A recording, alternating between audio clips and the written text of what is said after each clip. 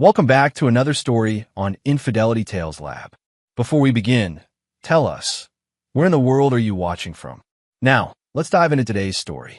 Chapter 1. The Foundation. Stuart Muller had built his life on precision and control. At 42, he commanded respect not through volume, but through presence. His steel-gray eyes missed nothing, and his methodical approach to everything, from his successful construction consulting firm to his family relationships, had earned him a reputation as someone you didn't cross. Those who knew him well understood that beneath his calm exterior lay a man who never forgot a slight and never forgave betrayal. The Muller household sat on 3 pristine acres in the hills outside Denver, a testament to Stuart's eye for detail and his wife Sophia's taste for elegance. 13 years of marriage had produced their daughter Emma, a bright 7-year-old who inherited her father's observational skills and her mother's striking features. Sophia McMahon had been 25 when she married Stuart, a stunning brunette with ambitions that seemed to align perfectly with his own. She'd worked in marketing for a luxury hotel chain, bringing home stories of high-profile clients and glamorous events. Stuart had been smitten not just by her beauty, but by her apparent drive and sophistication. Now 38, Sophia had transitioned into volunteer work for various charities, organizing galas and fundraisers that kept her busy during Emma's school hours. Stuart's birthday had fallen on a crisp October Saturday. The morning had started typically, Emma bouncing on their bed at dawn, Sophia making his favorite coffee, and the familiar rhythm of weekend family life. But there had been something different in Sophia's demeanor lately. Small things, phone calls that ended abruptly when he entered the room, new clothes that appeared without explanation, and a certain distance in her eyes, even when she smiled. The gift box arrived via courier at precisely noon, wrapped in expensive black paper with a silver ribbon. Sophia had been in the shower when the doorbell rang, so Stuart had signed for it himself, noting the sender's address was from downtown Denver, an area where Sophia's charity work often took her. "Dad, don't open it," Emma had said immediately upon seeing the package. Her voice carried an urgency that made Stuart pause. "Why not, sweetheart?" he asked, crouching down to her level. "Can't you see it?" Emma's eyes were wide, fixed on the package with an intensity that seemed beyond her years. Stuart looked closer at the box, studying every detail. The wrapping was flawless, professional. But as his architect's eye examined the package more carefully, he noticed something odd about the shipping label. The sender's name was partially obscured, but what he could make out made his blood run cold. C. Wiley. Craig Wiley. Stuart knew that name, though he'd never met the man personally. Craig was a real estate developer who'd been circling some of Stuart's bigger projects lately, trying to poach clients with promises of faster timelines and cheaper costs. More importantly, Craig had been showing up at several of the charity events Sophia organized, always managing to get photographed with the organizers for the society pages. Stuart's mind began processing information with the cold efficiency that had made him successful in business. The expensive wrapping, the personal delivery on his birthday, the way Sophia had been acting lately, and now his daughter's inexplicable reaction to the package. Instead of opening the gift, Stuart made a decision that would change everything. He carried the box to his home office and placed it unopened on his desk. Then he made a phone call to Marcus Webb, a private investigator he'd used for business purposes in the past. "Marcus, it's Stuart Muller. I need you to do something for me, and I need it done quietly and thoroughly." 30 minutes later, as Marcus was explaining the surveillance options available, the doorbell rang. Through his office window, Stuart watched 2 police officers approach his front door. His blood chilled, but not from fear, from rage. Whatever was in that box, whatever game was being played, he was about to find out exactly how deep this betrayal went. Sophia answered the door, and Stuart could hear her voice rising in what sounded like genuine surprise and concern. The officers were asking about a package delivery, something about investigating a harassment complaint. Stuart remained in his office, listening and learning, his mind already 3 moves ahead of whatever trap had been set for him. As he watched the police car pull away 20 minutes later, Stuart's expression remained calm, but inside, a cold fury was building. Whoever had sent that package had made a crucial mistake. They'd underestimated exactly who they were dealing with. Stuart Muller didn't just play defense. He played to win, and he played for keeps. Chapter 2. The Investigation. The police visit had been brief, but illuminating.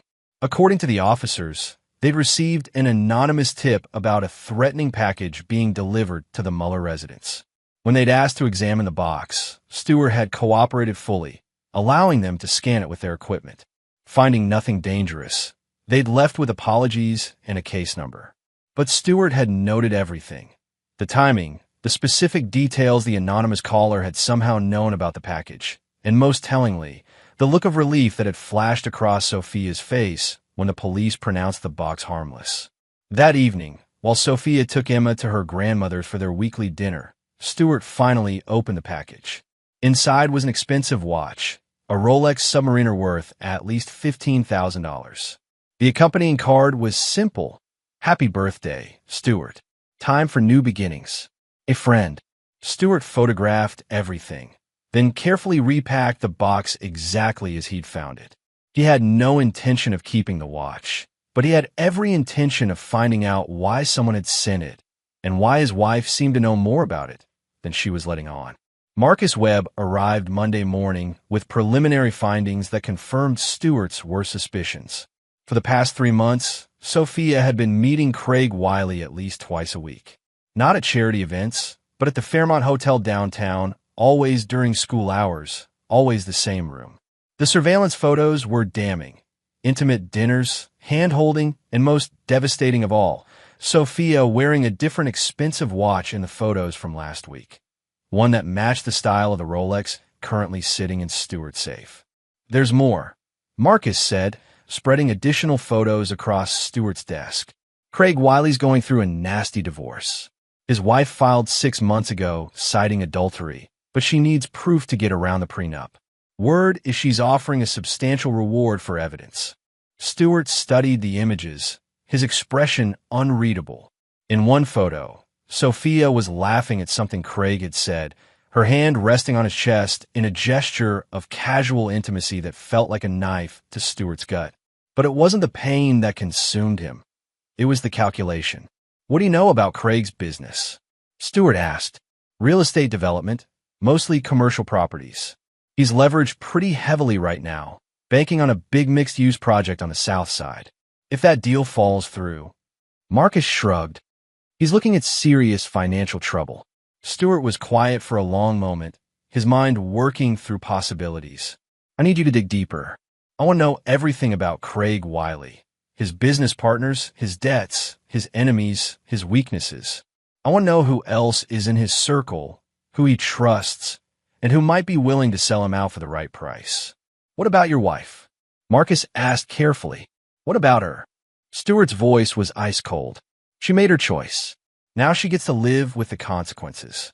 That evening, Stuart played the perfect husband and father. He helped Emma with her homework, complimented Sophia on dinner, and made casual conversation about their upcoming weekend plans. But he was watching, cataloging every lie, every evasion, every moment when Sophia's attention drifted to her phone. When Sophia excused herself to take a call from the caterer for the children's hospital gala, Stuart followed quietly, listening from the hallway as she spoke in hushed, intimate tones that confirmed what he already knew. I can't talk long. Yes, he opened it. No, the police said it was fine. I think we're safe for now. I miss you too. As Stuart returned to the living room, Emma looked up from her coloring book. Dad, are you okay? Stuart knelt beside his daughter, studying her perceptive eyes. Why did you tell me not to open that package, sweetheart? Emma considered this seriously. It felt wrong, like when someone's being mean but pretending to be nice. Stuart felt a surge of pride in his daughter's instincts, mixed with rage that she was being exposed to this deception. You're very smart, Emma. Always trust your feelings about people, okay? That night, as Sophia slept beside him, Stuart stared at the ceiling and planned. He'd built his career on understanding structures, on knowing exactly where to apply pressure to bring things down safely and completely. Marriages, he was learning, weren't so different from buildings. You had to understand the foundation, identify the load-bearing elements, and then remove them in exactly the right sequence. Craig, Wiley, and Sophia thought they were playing a simple game of deception. They had no idea they'd just walked into the crosshairs of a man who never left anything to chance and who never, ever forgave a betrayal. Chapter 3. The Foundation Cracks. Stewart spent the next week building his intelligence network with the same methodical precision he applied to his construction projects. Marcus Webb's investigation had expanded beyond surveillance into a comprehensive dossier on Craig Wiley's life, business, and associates. The picture that emerged was of a man skating on thin ice. Craig's development company was 3 months behind on loan payments for his signature project, a mixed-use complex that would either make him wealthy or bankrupt him. His divorce proceedings were bleeding money into legal fees, and his soon-to-be ex-wife, Marion Wiley, was proving to be far more resourceful than he'd anticipated. Stewart arranged to meet Marion through carefully orchestrated social channels. A mutual acquaintance from the country club mentioned that Marion was looking for an architect to redesign her new home, and Stewart graciously offered his consultation services. Marion Wiley was everything her estranged husband wasn't: subtle, intelligent, and driven by a quiet fury that Stewart recognized and respected. Over coffee at her attorney's office, she laid out her situation with clinical precision.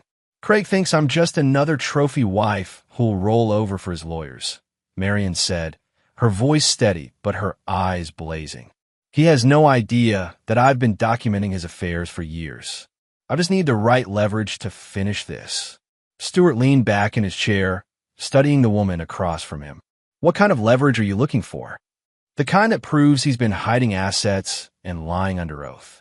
The kind that voids his prenup and gives me everything I'm entitled to after 15 years of marriage." Marion paused, then added quietly, "I know about your wife, Mr. Muller." "I'm sorry." Stewart's expression didn't change. "What do you know?" "That she's been helping Craig hide money in charity accounts. That she's been using her position with various organizations to launder his assets through fake donations and grants. And that she has no idea I've been watching them both." The revelation hit Stewart like a physical blow, but he absorbed it without flinching. Sophia wasn't just having an affair. She was actively participating in financial fraud. The watch, the expensive gifts, the new clothes, all of it funded by money stolen from legitimate charities. "Can you prove it?" Stewart asked. Marion smiled for the first time since they'd met. "Not yet, but I think together we might be able to change that." Stewart extended his hand across the table. "Mrs. Wiley, I think this is the beginning of a very productive partnership." Meanwhile, Stewart's home life continued its facade of normalcy. He attended Emma's school events, maintained his business relationships, and played the role of devoted husband with Oscar-worthy performance. But he was also laying groundwork for what was to come. He arranged for Bernard Werner, his most trusted foreman, to begin subtle documentation of any charity construction projects that Sophia had steered toward Craig's company. The pattern that emerged was damning. Over the past year, Sophia had influenced at least 6 nonprofit organizations to use Craig's services, often for inflated contracts that exceeded fair market value by substantial margins. Stewart also began building relationships with key figures in Sophia's charity circle. At a hospital fundraising gala, he charmed Therese Crane, the chief financial officer who'd grown increasingly concerned about cost overruns on recent projects. Over dinner, he planted seeds of doubt about the bidding processes, always careful to frame his concerns as professional curiosity rather than accusation. "Sophia does such wonderful work organizing these events," he told Therese over wine. "Though I have to admit, as someone in construction, some of the project costs seem high. Not that I'm questioning anyone's judgment. I'm sure there are factors I don't understand." Therese's frown suggested she'd had similar thoughts. "Actually, I've been meaning to ask someone with your expertise to review some of our contracts. Would you mind taking a look?" "Purely as a favor, of course." "I'd be happy to help," Stewart replied, knowing he'd just gained access to the documentation he needed. The pieces were falling into place, but Stewart wasn't satisfied with simply exposing the fraud. That would be too clean, too simple. Craig and Sophia had betrayed him personally, and they'd used his daughter as an unwitting tool in their deception. For that, they would pay a price that went far beyond legal consequences. As he watched Sophia getting ready for another charity meeting the following Thursday, Stuart made a decision. It was time to accelerate the timeline. In 48 hours, he would begin the most important project of his life: the complete and utter destruction of everyone who had betrayed his trust. But first, he had one more conversation with Emma. "Sweetheart," he said, finding her in her room that evening. "Do you remember telling me not to open that package?" Emma nodded solemnly. "How did you know it was bad?" Emma thought carefully before answering. Mom was scared when it came, but she was pretending not to be. And scared people do stupid things. Stuart hugged his daughter close, marveling at her wisdom. "Yes, they do. But smart people like us, we make plans. And we always protect the people we love." Chapter 4. The First Strike. Friday morning brought the first phase of Stuart's revenge into motion. While Sophia attended what she believed was a routine meeting with the Children's Hospital Development Committee, Stuart was 3 blocks away in Marion Wiley's attorney's office, turning over a meticulously prepared dossier of evidence. The documentation was devastating. Bank records showing unusual cash flows through charity accounts, contracts signed by Sophia that directed work to Craig's company at inflated rates, and email communications between Craig and Sophia discussing how to manage the money flow without raising red flags. Stuart had spent 2 weeks building this case, calling in favors from financial contacts, and using his construction industry connections to verify that Craig's billing was fraudulent. "This is enough to destroy them both," Marion's attorney, Luke Hogan, said as he reviewed the materials. "Financial fraud, charity misappropriation, violation of fiduciary duties. We're looking at criminal charges, not just civil penalties." But Stuart wasn't finished. That's just the foundation. Now we build the structure that brings everything down. Phase 2 began that afternoon when Stuart visited the construction site of Craig's flagship development project. The Meridian Complex was supposed to be Craig's crowning achievement: luxury condos, high-end retail, and office space that would establish him as a major player in Denver's development scene. Instead, it was about to become his funeral pyre. Stuart had done his homework. The project was financed through a complex web of investors, loans, and municipal bonds that required specific completion milestones to avoid default. Craig was already 3 months behind schedule and had used the charity money to cover cost overruns.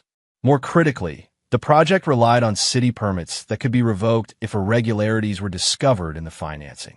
Alejandro Wood, Stuart's contact in the city planning department, met him for coffee that afternoon. They'd worked together on municipal projects for years, and Alejandro trusted Stuart's professional judgment completely. "Alex, I need you to take a very close look at the Meridian Complex permits," Stuart said quietly. "I've been hearing rumors about financial irregularities in the development funding." Alejandro frowned. "What kind of irregularities?" Stuart handed him a carefully edited version of his dossier, focusing on the financial aspects while omitting any mention of Sophia's direct involvement, the kind that could make the city liable if this project goes sideways. "I'm not saying anything definitive, but as a friend, I'd recommend a thorough audit of the funding sources."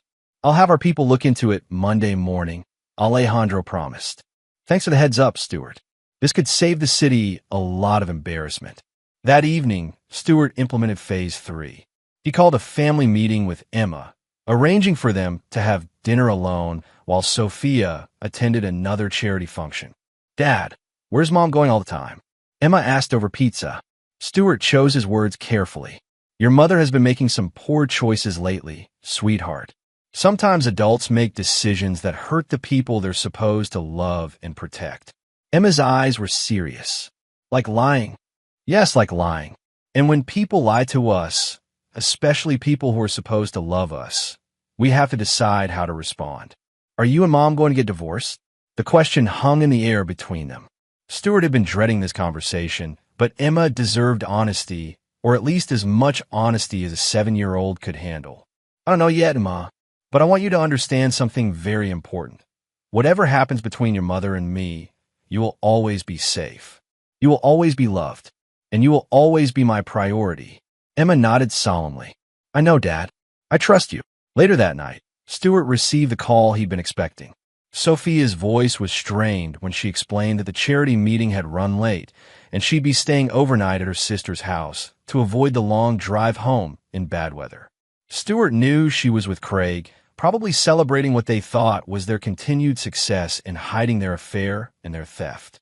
They had no idea that while they were playing house, their entire world was being systematically dismantled. Stewart spent the evening in his office, reviewing timelines and adjusting his strategy. Monday would bring the city audit that would freeze Craig's project. Tuesday would see the charity board meetings where Therese Crane would present routine financial reviews that would expose the fund misappropriation. Wednesday, Marion's divorce attorney would file amended papers with criminal fraud allegations. And Thursday would be when Stewart played his final card. He pulled out his phone and dialed Marcus Webb's number. Marcus, it's time for Phase 4. I need you to arrange something for me, and it needs to look completely natural. What do you have in mind? Stewart's smile was cold as winter steel.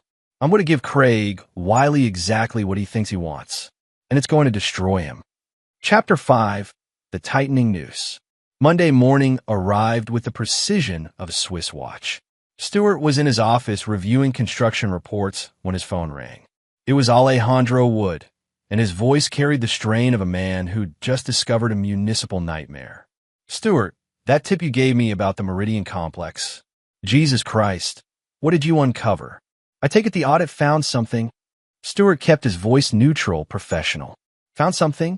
Stewart, this is a disaster. The funding structure is completely fraudulent. Half the charity money they claimed as donations never went through proper channels, and the other half came from organizations that are now saying they never authorized the expenditures. Stewart felt a surge of satisfaction. What's the city's next move? Emergency permit suspension, effective immediately. We're shutting down the entire project until this gets sorted out. And between you and me, I don't think it's getting sorted out. The FBI is going to be involved before the week is over. By noon, local news vans were already gathering at the Meridian Complex construction site. Stewart drove by during lunch and felt a grim satisfaction watching the workers stream out of the site carrying their tools, their livelihoods suddenly uncertain because of Craig Wiley's greed. Phase 4 was already in motion. Marcus Webb had spent the weekend implementing Stewart's most psychological gambit yet. Craig Wiley was about to receive an offer he couldn't refuse. One that would reveal exactly how desperate he'd become and how far he was willing to go to save himself. The setup was elegant in its simplicity. Marcus had approached Craig through intermediaries, posing as a representative of foreign investors interested in buying the Meridian Complex project at a fire sale price. The investors were real. Stewart had arranged them through his international business contacts, but the terms were designed to force Craig into increasingly compromising positions. Tuesday brought the charity board meetings. Stewart arranged to be out of town on business, providing himself with an alibi while Therese Crane presented her routine financial review to the Children's Hospital Board. The findings were presented as discoveries made during standard due diligence, with no hint of Stewart's involvement. Sophia called him that afternoon, her voice tight with barely controlled panic. Stewart, something terrible is happening. There are questions about some of the charity projects I've been working on. They're saying there might be financial irregularities. What kind of irregularities? Stewart asked, playing the concerned husband to perfection. I don't know exactly. Something about contracts and funding sources. They've asked me to come in tomorrow for a formal interview with the board and some outside auditors. I'm sure it's just a misunderstanding, sweetheart. You've always been so careful with the charity work. Yes, Sophia said quickly. Yes, I have been. I'm sure it's just someone made a mistake somewhere. That evening, Stewart received a call from Gordon French, a federal prosecutor he'd met at various civic functions over the years. They'd maintained a casual friendship built on mutual respect for each other's professional competence. Stewart, I need to give you a heads up about something that might affect your family. What's that, Gordon? Your wife's name has come up in connection with a financial fraud investigation we're pursuing. Nothing specific yet, but I thought you should know that she might be contacted for questioning in the next few days. Stewart managed to sound appropriately shocked and concerned. Financial fraud? Gordon, there must be some mistake. Sophia does volunteer work for charities. She doesn't handle money in any professional capacity. That's exactly why this is complicated. The fraud appears to have been perpetrated through charity organizations, using people in positions of trust to redirect funds. I'm not saying your wife is a target. She might just be a witness, but these investigations can get messy quickly. I appreciate the warning. Is there anything I should know about protecting her legally? My advice? Get her a good attorney before she talks to anyone. And Stuart, be prepared for this to get ugly. Financial fraud cases have a way of revealing things that families would rather keep private. Wednesday evening brought the most challenging performance of Stuart's life. He sat across from Sophia at dinner, watching her push food around her plate while Emma chattered about her school day and maintained the facade of a loving, concerned husband. The charity investigation is getting more serious, Sophia said quietly after Emma had gone to bed. They're asking about specific contracts, specific donations. Stuart, I'm scared. For a moment, looking at his wife's pale, frightened face, Stuart almost felt something resembling pity. Almost. Then he remembered the intimate photos Marcus had shown him, the lies she'd told, the way she'd used their daughter as a cover for her deception. What exactly are they asking about? He said gently. Projects that Craig's company worked on. They're saying the contracts were overpriced, that the charity money was misused. Sophia's voice dropped to a whisper. They think I was involved in steering work to him. Were you? The question hung between them like a blade. Sophia looked directly at him for the first time in weeks, her eyes searching his face for any sign that he knew the truth. I might have made some recommendations. Craig's company does good work, and I thought. You thought what, Sophia? I thought I was helping. The charities needed contractors they could trust, and Craig was always professional. Stuart nodded slowly, as if accepting her explanation. I'm sure that's all it was. But maybe you should call an attorney, just to be safe. Gordon French recommended someone who specializes in this kind of thing. Relief flooded Sophia's face. You're not angry? Why would I be angry? You were trying to help. Stuart reached across the table and took her hand, feeling nothing but cold determination. We'll get through this together. As Sophia squeezed his hand gratefully, Stuart was already planning Thursday's final revelation. By sunset tomorrow, Craig Wiley would be in federal custody. Sophia would understand exactly how thoroughly she'd been outmaneuvered, and Stuart's revenge would be complete. But he still had one more surprise prepared, one that would ensure neither Craig nor Sophia would ever forget the price of betraying Stuart Muller. Chapter 6. The Trap Springs. Thursday morning dawned gray and cold, matching Stuart's mood as he prepared for the final phase of his revenge. Emma had left for school with her usual kiss and "love you, Dad," while Sophia remained in bed, claiming illness. Stuart knew she was simply paralyzed by fear, waiting for the other shoe to drop in the federal investigation that was closing in around her. At precisely 10 a.m., Marcus Webb called with the news Stuart had been waiting for.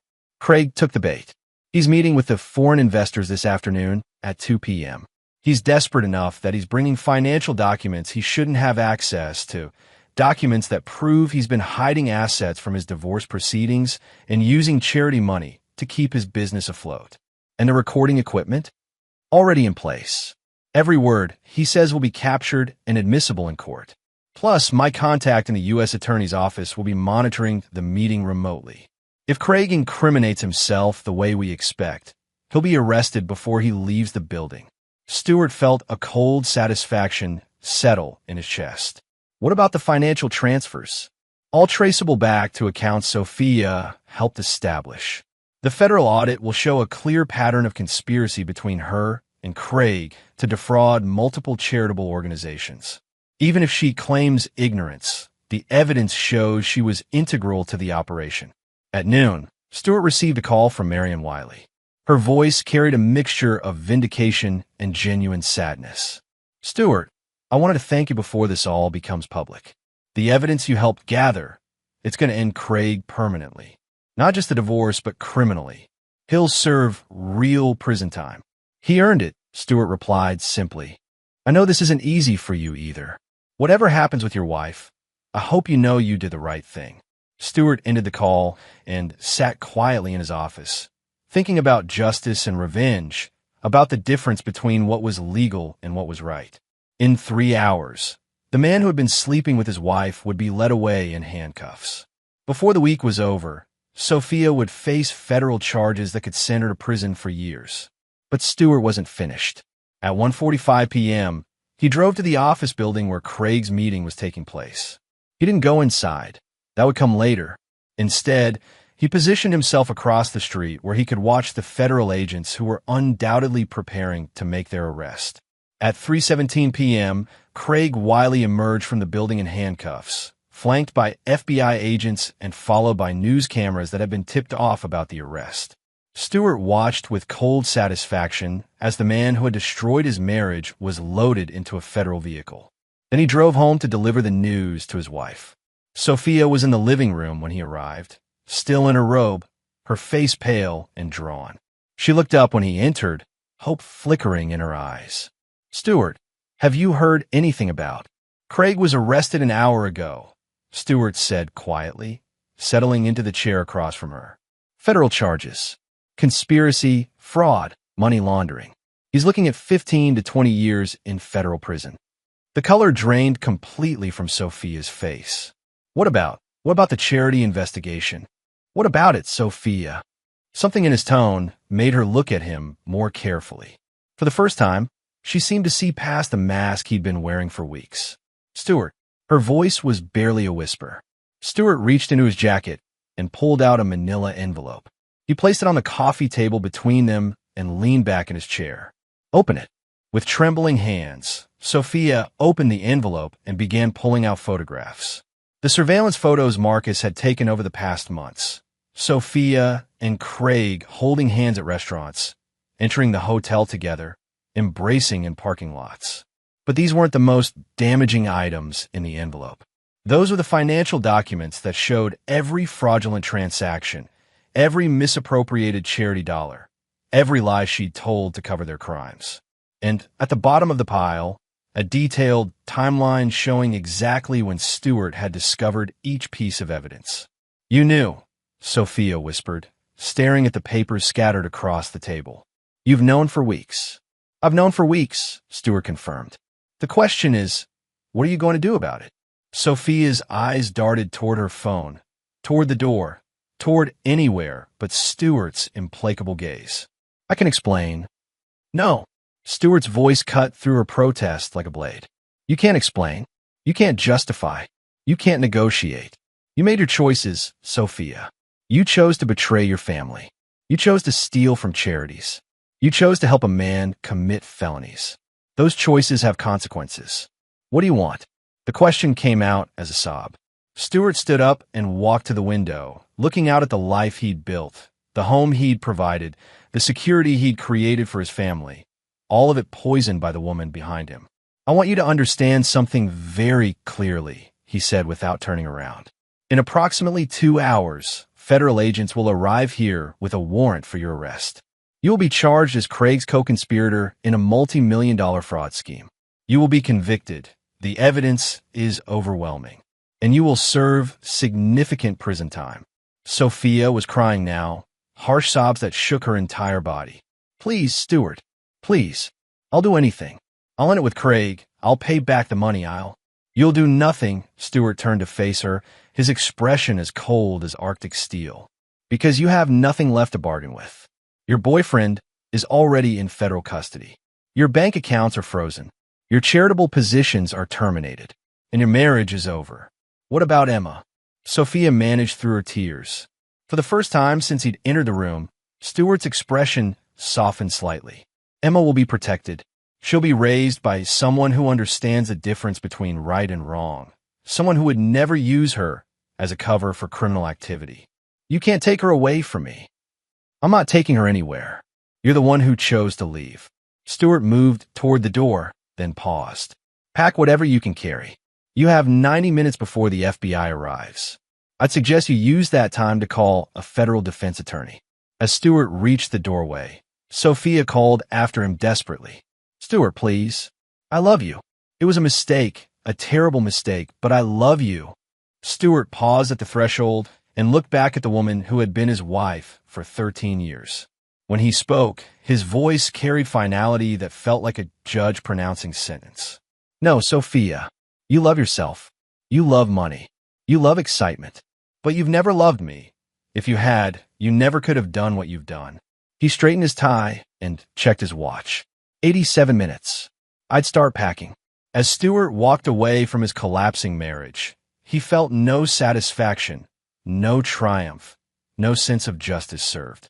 He felt only the cold certainty that some betrayals can never be forgiven, and some trust, once broken, can never be repaired. But there was still Emma to think about. And Emma deserved a father who would protect her from the consequences of her mother's choices, no matter what that required. Chapter 7. The Reckoning. The federal agents arrived precisely on schedule, their black sedans rolling up the Muller driveway at 5:47 p.m. Stewart watched from his office window as 6 agents in windbreakers marked FBI surrounded the house with professional efficiency. He'd sent Emma to stay with his sister for the evening, explaining only that Mommy was going away for a while and there might be some confusion at the house. Agent Sarah Harrison led the team, a compact woman in her 40s whose reputation for thoroughness had made her the lead investigator on high-profile financial crimes. Stewart had researched her background extensively. She'd built her career on cases exactly like this one, and her conviction rate was over 90%. Stewart opened the front door before they could ring the bell. Agent Harrison, I'm Stewart Muller. I've been expecting you. Mr. Muller, we have a warrant for the arrest of Sophia McMahon Muller. Is she on the premises? She's upstairs packing. She's been waiting for you. Agent Harrison studied Stewart's face carefully. In her experience, spouses of fraud suspects usually fell into predictable categories: shock denial, angry enablement, or protective defiance. Stewart Muller fit none of these patterns. His calm cooperation suggested either remarkable emotional control or something more complex. Mr. Muller, you understand that your wife is being arrested on federal charges related to conspiracy and financial fraud? I understand completely. I'm the one who provided most of the evidence for your investigation. The admission hung in the air like smoke from gunshot. Agent Harrison had reviewed the case file extensively, but the source of the initial evidence had been carefully obscured through intermediaries and anonymous tips. Perhaps we should speak privately after we've processed Mrs. Muller, she suggested. Sophia appeared at the top of the stairs carrying a single suitcase, her face composed but her hands shaking. She'd changed into a conservative blue dress and had attempted to cover the signs of her earlier breakdown with makeup. The effort was admirable, but ultimately futile. She looked exactly like what she was, a woman about to lose everything. Sophia McMahon Muller, you're under arrest for conspiracy to commit wire fraud, money laundering, and violation of federal banking laws. Agent Harrison's voice was professional but not unkind as she read the Miranda rights. Stewart watched as his wife was handcuffed and led toward the waiting cars. At the last moment, Sophia turned back toward him, her eyes pleading for some sign of the man who had once loved her. Stewart, she called out desperately, please don't let them destroy me completely. For Emma's sake, please. You destroyed yourself, Stewart replied quietly. I just made sure there were consequences. After the federal caravan departed, Stewart found himself alone in the house he'd shared with Sophia for 13 years. The silence was profound, broken only by the grandfather clock in the hallway marking the passage of time that would never be recovered. Agent Harrison returned 2 hours later, this time without her team. She accepted Stewart's offer of coffee and settled into the living room, where just hours earlier, Stewart had systematically destroyed his wife's world. Mr. Muller, I need to understand your role in this investigation. The evidence you provided was comprehensive, almost too comprehensive. Stewart met her gaze steadily. I discovered my wife was having an affair. When I investigated further, I found evidence of financial crimes. I reported what I found to the appropriate authorities. Through multiple intermediaries, using carefully planned revelations designed to maximize criminal exposure while minimizing your own legal involvement. I'm a methodical person, Agent Harrison. When I commit to something, I'm thorough. Agent Harrison leaned back at her chair, studying the man across from her. Mr. Mueller, in my experience, very few people possess the skills and connections necessary to orchestrate the kind of investigation you conducted. Most betrayed spouses hire a divorce attorney and a private investigator. They don't build federal criminal cases. Most betrayed spouses don't discover that their wife has been stealing from children's charities. Is that what this was about? The charity fraud? Stewart was quiet for a long moment, considering how much truth to share. Agent Harrison, when I took my wedding vows, I meant them. When I became a father, I committed to protecting my child from harm. When I built my business, I chose to operate with integrity, even when it cost me money. He stood and walked to the window, looking out at the darkening sky. Sophia violated every principle I've tried to live by. She betrayed me personally. She betrayed her responsibilities as a mother, and she betrayed innocent people who trusted her with their charitable contributions. So you decided to destroy her. I decided to ensure that her actions had appropriate consequences. There's a difference. Agent Harrison finished her coffee and stood to leave. At the door, she paused and looked back at Stewart. Mr. Mueller, what you've done, it's going to follow you for the rest of your life. Are you prepared for that? Stewart's expression was unreadable. Agent Harrison, what my wife did was going to follow me for the rest of my life anyway. At least this way, justice was served. After the agent left, Stewart sat in his home office and began planning the next phase of his life. There would be custody hearings, divorce proceedings, media attention, and the complex process of rebuilding his life as a single father. Emma would need counseling, explanations appropriate for her age, and the stability that came from knowing her father would never abandon her. But first, there was one more conversation to be had. Stewart picked up his phone and dialed Craig Wiley's attorney, Ron Herring. Mr. Herring, this is Stewart Mueller. I understand your client is looking to make a deal with federal prosecutors. Mr. Mueller, I'm not sure it's appropriate for us to be speaking directly. I think it's very appropriate. I have information that might help your client reduce his sentence. Information about the true scope of the conspiracy he was involved in. There was a pause on the line. What kind of information? Stewart's smile was cold as winter. The kind that will ensure Craig Wiley understands exactly who he tried to cross, and what that mistake is going to cost him for the rest of his life. As Stewart outlined his proposal to Craig's attorney, he felt the satisfaction of a master craftsman putting finishing touches on his masterpiece. Craig Wiley would learn that his affair with Sophia had been just the beginning of his problems.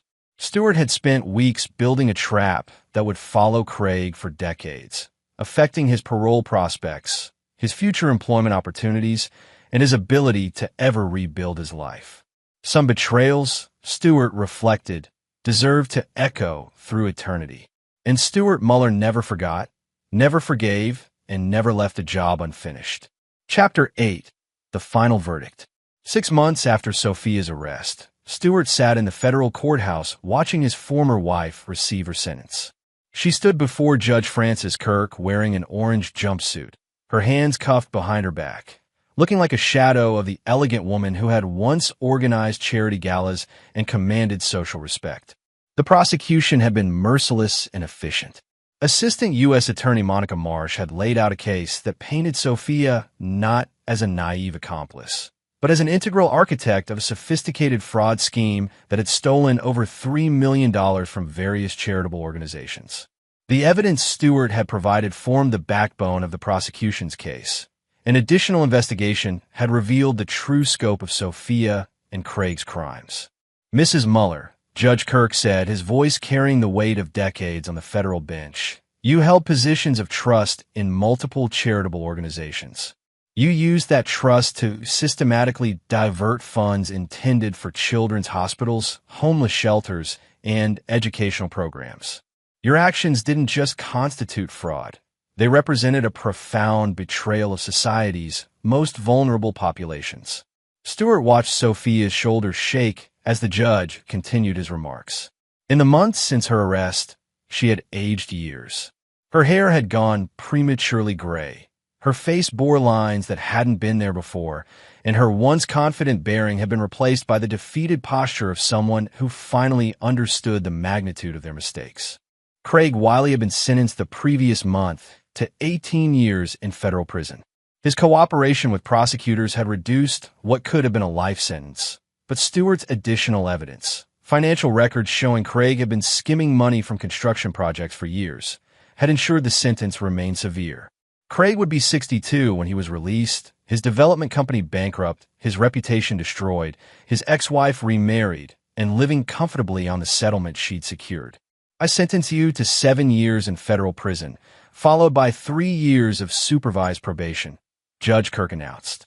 "You will also pay full restitution to the defrauded organizations, a total of $3.2 million, which will be secured by liens against any assets you may acquire in the future." Sophia collapsed into her chair as the sentence was pronounced. 7 years. Emma would be 14 when her mother was released, assuming Sophia served her full sentence without incident. Her daughter would go through adolescence, high school graduation, and the early years of college without her mother's presence. As the court officers prepared to lead Sophia away, she turned toward the gallery where Stewart sat. Their eyes met for the first time since her arrest, and Stewart saw something he'd never expected. Not pleading, not anger, but a kind of grim acknowledgement. She knew what she had done. She knew what he had done in response. And she understood that this was justice, even if it was justice delivered by the man she had betrayed. Stewart didn't nod, didn't speak, didn't offer any gesture of forgiveness or reconciliation. He simply watched as his former wife was led away to begin serving her sentence, and felt nothing but cold satisfaction that the consequences had finally caught up with her choices. Outside the courthouse, Marion Wiley was waiting for him. She had attended every major hearing in both cases, her presence a reminder of how many lives Craig and Sophia's crimes had affected. "It's finished," she said simply. "Yes," Stewart agreed. "It's finished." They stood together in companionable silence, two people who had survived betrayal and ensured their betrayers faced appropriate consequences. Marion had rebuilt her life with impressive efficiency, using her divorce settlement to start a nonprofit organization that helped other women navigate complex divorce proceedings. She'd also begun dating a retired federal judge, a relationship built on mutual respect rather than passion, but one that seemed to bring her genuine contentment. "Have you thought about what comes next?" Marion asked. Stewart considered the question carefully. "Emma comes next. Making sure she grows up understanding that actions have consequences, that trust is earned and not given, and that sometimes the people we love most are capable of hurting us most deeply. That's a heavy lesson for a child. It's a necessary lesson. I won't let her grow up naive about human nature." Stewart drove home to find Emma in the backyard, building something elaborate with the construction set he'd bought her. At 8 years old, she developed an impressive understanding of structural engineering and an almost obsessive attention to detail, traits she'd inherited from her father. "Dad, look at this," she called out excitedly, gesturing to her creation. "It's a bridge that can hold up even if one part gets damaged." Stewart examined his daughter's work with professional interest. The design was sophisticated for her age, incorporating redundant support systems that would distribute weight if any single element failed. "That's excellent engineering, sweetheart. Why did you design it that way?" Emma considered the question seriously. "Because you never know when something might break. But if you plan for it, you can still keep going." Stewart felt a surge of pride mixed with something deeper, a recognition that his daughter had already learned one of life's most important lessons. She understood that betrayal and disappointment were possibilities to be planned for, not disasters that should destroy everything you'd built. "You're absolutely right," he told her. "Good engineers always plan for failure." That evening, after Emma had gone to bed, Stewart sat in his office reviewing the legal documents that would finalize his divorce from Sophia. The proceedings had been simplified by her criminal conviction. There were no custody disputes to resolve, no property divisions to negotiate, no alimony payments to calculate. Sophia had forfeited any claim to Emma or to the assets she'd helped build through her criminal behavior. Stuart signed the papers with the same methodical precision he brought to everything else in his life. 13 years of marriage dissolved with the stroke of a pen, reduced to legal language that captured none of the complexity of love, betrayal, and justice that had brought them to this point. But as he sealed the envelope containing the signed documents, Stuart allowed himself a moment of genuine emotion. Not grief for his failed marriage, that had died the moment he'd seen the surveillance photos. Not regret for his actions. Sophia and Craig had earned every consequence they'd received. Instead, he felt something rarer and more valuable. The satisfaction of a job completed with absolute precision. Stuart Muller had built his life on the principle that structures must be sound, that shortcuts led to collapse, and that every element must be tested to ensure it could bear the weight placed upon it. His marriage had failed those tests catastrophically, but his response had demonstrated that some foundations were indeed built to last. As he turned off the lights in his office, Stuart thought about the future he would build with Emma, a future based on honesty, integrity, and the unshakable understanding that some lines should never be crossed, and that crossing them carried consequences that echoed through generations. He taught his daughter to build bridges that could survive even when parts failed. Now he would teach her to build a life that could withstand any betrayal, any disappointment, any test that the world might devise. Because Stuart Muller never forgot, never forgave, and never failed to finish what he started. Chapter 9. The Foundation Holds. 2 years after Sophia's sentencing, Stuart stood in his kitchen making breakfast for Emma, now 10 years old, and showing every sign of inheriting her father's analytical mind and uncompromising moral code. The morning routine had become sacred to both of them, a time when they discussed everything from Emma's school projects to larger questions about life, justice, and the importance of making good choices. "Dad," Emma said over her cereal, "Mrs. Peterson asked us to write about someone we admire for our essay assignment. Can I write about you?" Stuart paused in his coffee preparation, touched by his daughter's words, but careful not to show too much emotion. "That's very flattering, sweetheart. But what would you write about?" Emma considered this with characteristic seriousness. "I'd write about how you always do the right thing, even when it's hard, and how you protected me when someone was trying to hurt our family." In the 2 years since Sophia's conviction, Stuart had been careful about how he discussed her mother's crimes with Emma. Age-appropriate explanations, counseling sessions with a child psychologist, and gradual revelation of facts as Emma became old enough to understand them. The result was a child who understood that her mother had made terrible choices, but who also felt secure in her father's unwavering protection and love. "What if I told you about someone else you could admire?" Stuart suggested. "Someone who overcame even bigger challenges?" But Emma shook her head. "I know other people do brave things too, Dad. But you're the one who made sure bad people face consequences for hurting good people. That's what heroes do." Stuart felt a complex mix of emotions at his daughter's words. Pride, certainly, but also the weight of responsibility that came with being someone's hero. Emma's moral framework was being shaped by watching how he'd handled the greatest crisis of their family's life, and he was acutely aware that every decision he made was teaching her lessons about justice, forgiveness, and the price of betrayal. The phone rang, interrupting his thoughts. The caller ID showed Marion Wiley's number, a call that likely meant news about Craig or Sophia. "Marion," Stuart answered. "What can I do for you?" "Stuart, I wanted to let you know before you heard it elsewhere. Craig died in prison last night." The news hit Stuart like a physical blow, though not in the way he might have expected. He felt no satisfaction, no sense of justice completed. Instead, he felt the strange emptiness that comes when a long chapter finally closes. What happened? Heart attack, apparently. He'd been having health problems for months. The stress of prison life, the financial ruin, the complete destruction of everything he'd built. His body just gave out. Stuart was quiet for a moment, processing the information. "How do you feel about it?" "Honestly, relieved.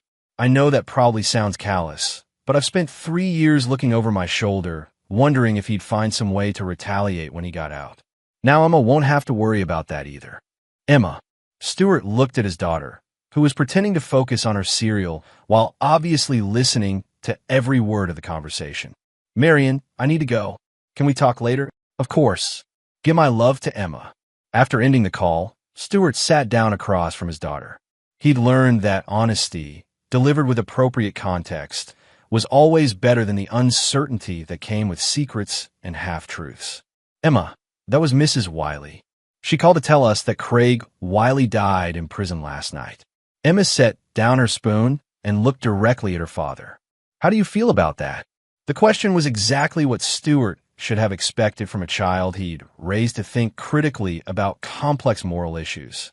Emma wasn't asking for reassurance or comfort. She was asking for his honest assessment of a complicated situation. I feel completed, Stuart said carefully. Not happy that someone died, but finished with a chapter of our lives that needed to end. Is Mom going to die in prison too? The question was asked with clinical curiosity rather than emotional distress, but it still cut deep. I don't know, sweetheart, but that's our responsibility to figure out. Our responsibility is to build the best life we can for ourselves. Emma nodded solemnly. Dad, do you think Mom will ever try to see me when she gets out? Stuart had been dreading this question for 2 years, knowing it would eventually come. She might, and if that happens, we'll deal with it together. But Emma, I want you to understand something very important. You get to decide what kind of relationship you want with your mother. No one else gets to make that choice for you. What if I don't want a relationship with her at all? Then that's your choice, and I'll support it completely. Emma returned to her cereal, apparently satisfied with his answer. But Stuart knew this conversation was far from over. It would be revisited many times as Emma grew older and developed a more sophisticated understanding of what her mother had done and why. Later that morning, Stuart received a call from his business partner, Dean Booker, asking him to lunch. Dean had been managing most of the day-to-day operations of their construction consulting firm, while Stuart focused on rebuilding his personal life, and the company had actually grown stronger during this period. Over lunch, Dean brought up a subject they'd been dancing around for months. Stuart, I've been thinking about expanding into some of the charity construction work that opened up after the Wiley scandal. A lot of organizations are looking for contractors they can absolutely trust, and your reputation for integrity is stronger than ever. Stuart considered this carefully. The idea of working with charitable organizations again, the same types of organizations that Sophia and Craig had defrauded, felt like closing a circle. But it also felt like an opportunity to demonstrate that not everyone in the construction industry was willing to exploit nonprofit organizations. What kind of projects are we talking about? Everything from homeless shelters to children's hospitals. The work that actually matters, Stuart. The kind of projects where cutting corners literally hurts people who can't protect themselves. Stuart thought about Emma's essay assignment, about being someone worthy of admiration, about the kind of legacy he wanted to build for his daughter. Set up some meetings. Let's see what good we can do. That evening, Stuart found Emma in her room working on her essay. She decided to write about her father after all, but she'd expanded the scope to include lessons about justice, consequences, and protecting people who couldn't protect themselves. Dad, can you help me with this paragraph? I want to explain why it's important that bad people face consequences, but I don't want to sound mean. Stuart sat on the edge of her bed and read what she'd written. The essay was sophisticated for a 10-year-old, showing clear moral reasoning and a nuanced understanding of complex issues. Emma, this is excellent. But let me ask you something. What do you think the most important part of the story is? Emma considered this seriously. That you didn't let bad people get away with hurting good people. That's part of it. But I think the most important part is that through everything that happened, I never stopped protecting you. That's what parents are supposed to do. Protect their children from harm, even when that harm comes from people who are supposed to love them. Emma leaned against her father's shoulder, a rare display of physical affection from a child who is usually more reserved. Dad, do you think I'll be as strong as you when I grow up? Stuart hugged his daughter close, feeling the weight of her absolute trust and the responsibility that came with being her primary guide through the moral complexities of the world. Emma, you're already stronger than you know, and you have something I didn't have when I was your age.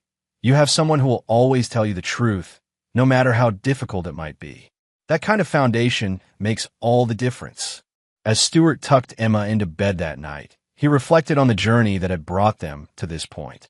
Sophia would serve at least 5 more years in federal prison, assuming good behavior. Craig was dead, his empire scattered to the winds.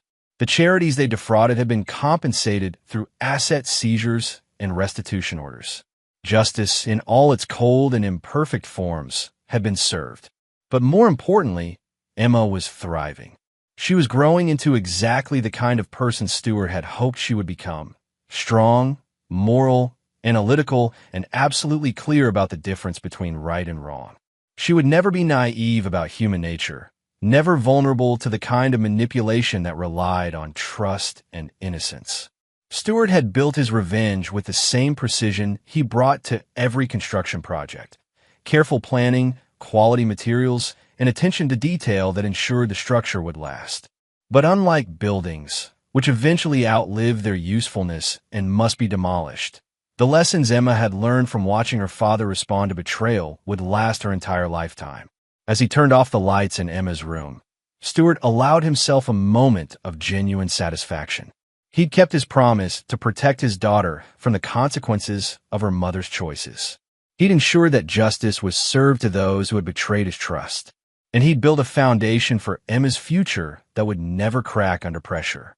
Stewart Muller never forgot, never forgave, and never failed to finish what he started. But perhaps most importantly, he'd raised a daughter who understood that some principles were worth fighting for, no matter the cost. The gift box that had started this entire journey sat in Stewart's office safe, the expensive watch still in its original packaging, not as evidence that was no longer needed, but as a reminder that even the most elaborate deceptions eventually revealed themselves to those patient enough to wait and observant enough to see. Stewart had waited. He had seen, and he had responded with a precision that would echo through the rest of his life and his daughter's life.